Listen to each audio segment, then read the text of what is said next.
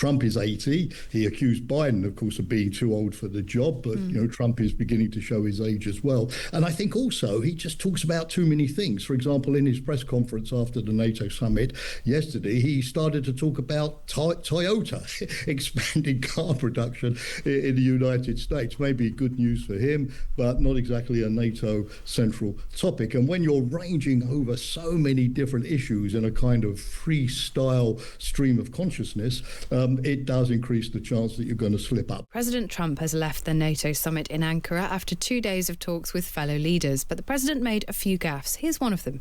2 months ago, we had 100, I told this story yesterday, we had 111 missiles shot by the Islamic Republic of Japan.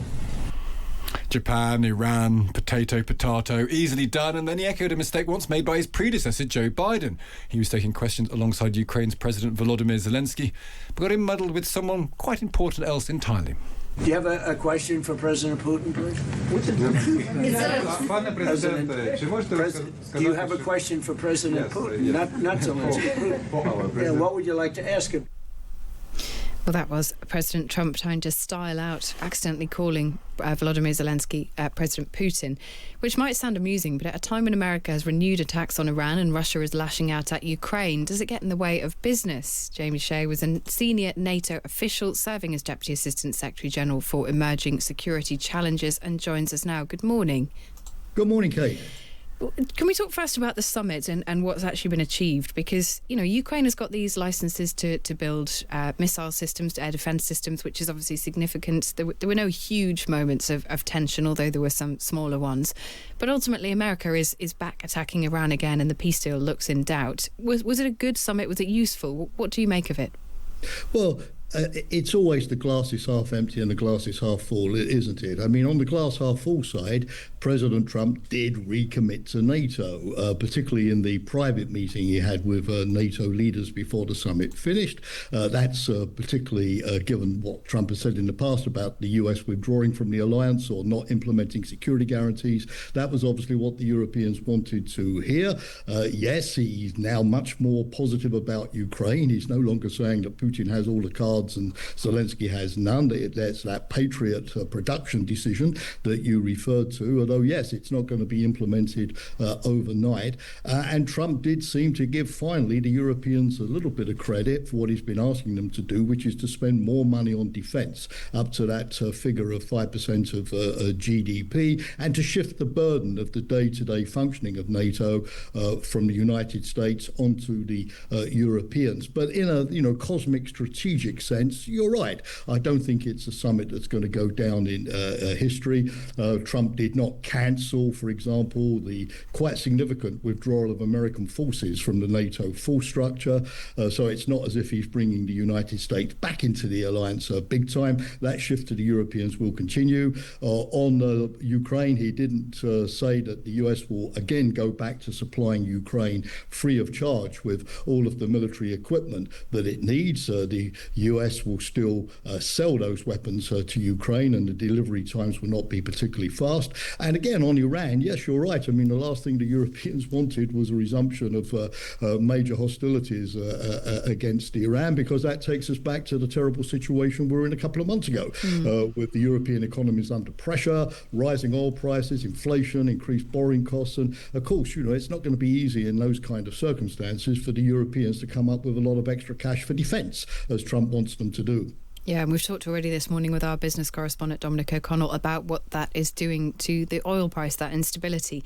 But it's also obviously NATO an opportunity for, the cameras of the world to be on these leaders. We see their interactions. And we gave a couple of examples there of President Trump making slips which are, not the norm, let's say. I mean, he does talk a lot. He gives a lot of speeches. So some might say there is more opportunity for him to slip up.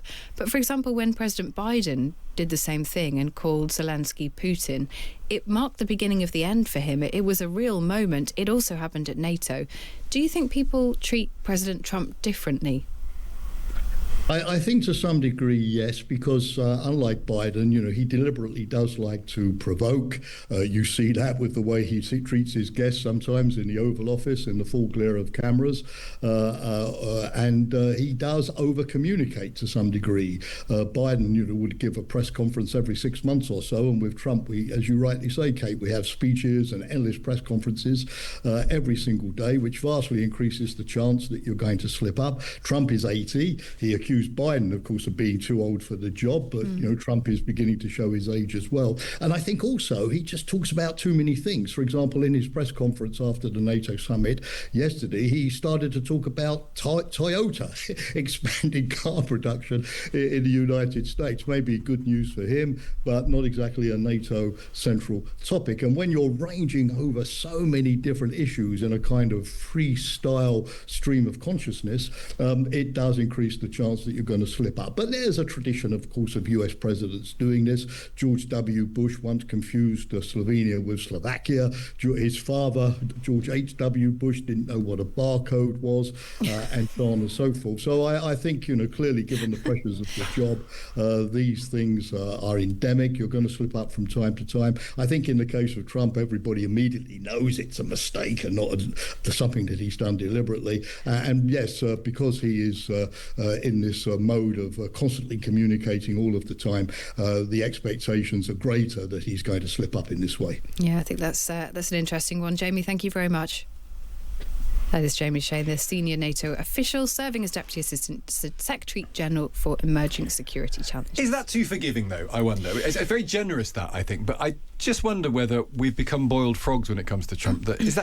It's just, we're so used to everything now. And Trump calls, he talks about scum, the war, his whole conversation around the war in Iran has been misleading from the very beginning. And we just thought Trump being Trump now covers a multitude of different issues and problems. I think the language like scum is something we've seen him do for a very long time. I don't count that in the same sphere as this, but I do think there are increasingly questions about whether he is a bit tired, whether he's doing a lot. He's away a lot, he travels a lot, he gives a lot of speeches, he spends a lot of time in front of cameras.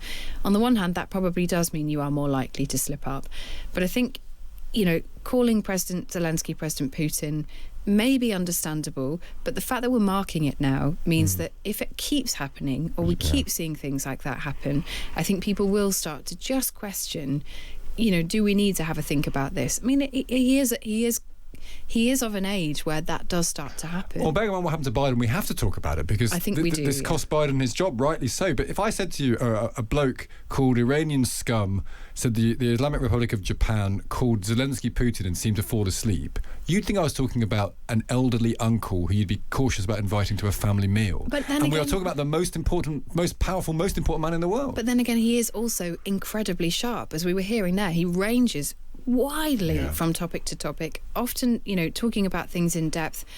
Whether or not you agree with him is a different question. Whether or not you agree with him about the use of the word scum, whether or not you agree with what he's doing on Iran is a different thing to whether or not you think he's competent. But it's clearly a conversation that's starting to happen more and more.